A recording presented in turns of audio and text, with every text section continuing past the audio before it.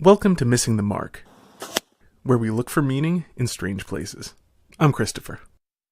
Whenever one discusses the burden of proof on the internet, there's invariably someone who pops up to say something like, if you don't believe in the burden of proof, why don't you believe in the flying spaghetti monster? Can you prove that he didn't create the universe with his noodly appendages?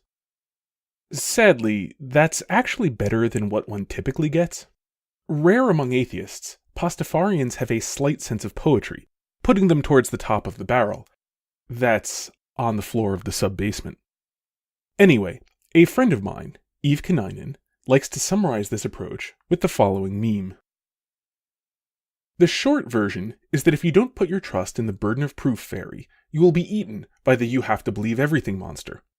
Or in other words, the only way to protect yourself from believing everything you hear is to demand proof from the people who say it. But this is not, in fact, the only way to not believe everything you hear. Another way to not slavishly believe everything that you hear is to think about what you hear and rationally evaluate it. So let's do that with a number of popular beliefs and see where it leads. Consider the flying spaghetti monster. It's a joke. Just look up the history of it. It was a joke sent by Bobby Henderson to the Kansas Board of Education in January of the year 2005 because he disliked the idea of young Earth creationism being taught in schools. There is, therefore, no reason to consider whether this is true because it is merely a hypothetical created to illustrate a point. And we know how human beings create hypotheticals to illustrate points. Or again, consider the invisible pink unicorn. It, too, is a joke. This time, instead of being about creationism, it's a joke on the concept of a mystery. This is a fundamental misunderstanding of what a mystery in the Christian sense actually is. For more on that, see my video, 2 Types of Contradictions. An overly short synopsis is that a Christian mystery is about things which have a different nature than we do, while the invisible pink unicorn is about attributing contradictory natures, of a sort that we're familiar with, to something. The invisible pink unicorn equally makes fun of the wave-particle duality of light, for example. And in any event, since we know why it has been talked about, we know not to consider whether it's real. It's not. This is not the case with the 5,000 gods that internet atheists are so impressed with, but we can deal with the 4,999 of them where God starts with a lowercase g pretty easily.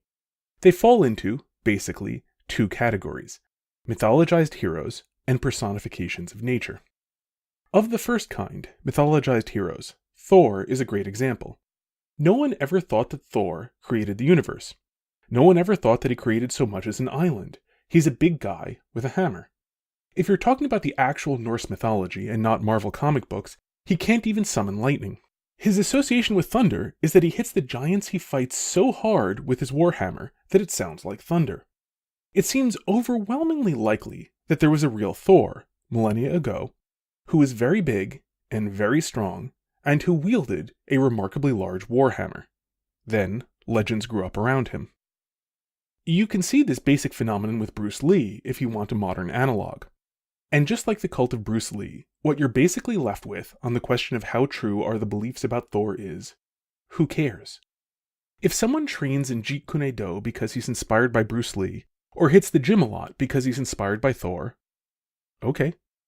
If someone prays to a shrine of Thor to help him with his 1-rep max on the bench press tomorrow, or to his life-size poster of Bruce Lee to help him with his sidekick on his belt test tomorrow, so what? It's not very different than asking a living mentor to wish them well on their lift or their test. If you believe in it and you're wrong, you're not very far off. If you don't believe in it and you're wrong, you've possibly missed a little bit of help on your lift or your belt test. It's just not very significant. The maximum error you can make here is tiny. The other kind of little g god, personifications of nature, are in a sense more complex and in a sense simpler. There is an aspect to these gods which is, of course, undeniably true. Helios, according to the Greeks, was the sun. They were, literally, worshipping the sun. That big, bright thing up in the sky during the day was the thing that they worshipped, according to them. But here we get to the complicated part. What did they mean by their personification of the sun? Now, don't forget that much of what is commonly thought of as Greek mythology is from poems and plays. basically the comic books and comic book movies of ancient times. If you want to see how disastrously wrong you can go trying to learn about religion from popular entertainment, check out my review of the movie Legion. The short answer is that we can't know for sure because, by definition, people only write down the text and not the subtext, but all modern analogs of personification, say when people are convinced that their computer or a traffic light hates them, point to personification being a way of describing that they don't understand the thing that they're personifying. Things are simple, people are complex.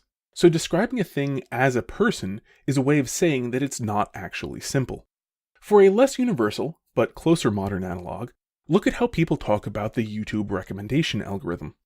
It's just a program operating on a computer, but its behaviors are complex enough that people use phrases like, "it decides," "it likes you."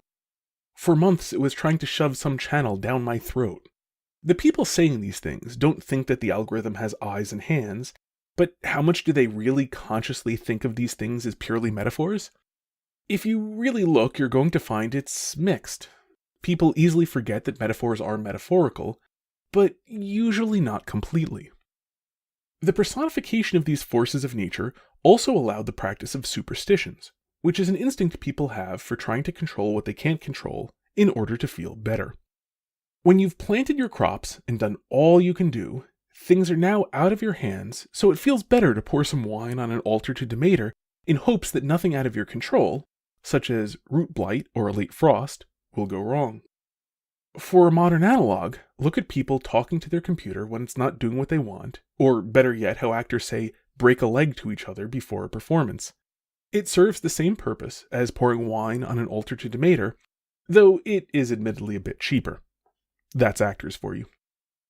So, what should we make of these things? Well, the thing about personifications of nature is that they are, fundamentally, natural. They have supernatural elements ascribed to them too, at least superficially, but when you describe Poseidon as quick to anger, you're really saying that the ocean can turn dangerous awfully fast. Which it can. So, there's an element to the gods as personifications of nature which is, poetically speaking, correct. This, by the way, is much of the appeal of Jordan Peterson. He teaches people how to understand the poetic meanings to this stuff. Okay, so that's partially right, but at the end of the day, is Poseidon real? Well, that's going to depend on what you mean. Is the sea real? Yes. Is much of what's said about Poseidon true of the sea? Yes. Should one worship Poseidon? No. This is where the pagans go wrong. However exactly you want to take these gods, whether you take the stories at face value or take them to be only metaphors, they too are still only creatures. They don't explain the world, and they don't explain themselves. Zeus was born, Poseidon was born, Gaia was born, and so it goes in every pagan mythology. Look all over the world, and you find the exact same thing over and over again. Sometimes the origins are quite explicit, like in Hesiod's Theogony. Sometimes they're far more implicit, like in, depending on how you want to look at it, Zoroastrianism. But none of them are supposed to be ultimate reality. They might possibly be worthy of reverence, but they're not worthy of worship. That only leaves the question of whether the superstition works. If the sea is rough, will pouring wine on an altar to Poseidon really calm it? The thing is, this is purely a practical matter. If you have no theory of the universe which rules out a sacrifice to Poseidon working, such as, say, Christianity, then either consult the general experience of humanity, which is that it doesn't do anything, or try it and see.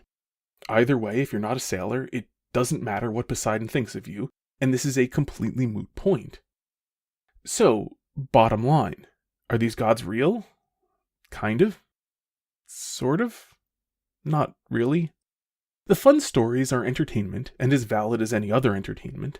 The personifications of nature do express real truths, so there's something to learn from them in that limited sense. And the superstition is, like all superstitions, probably false.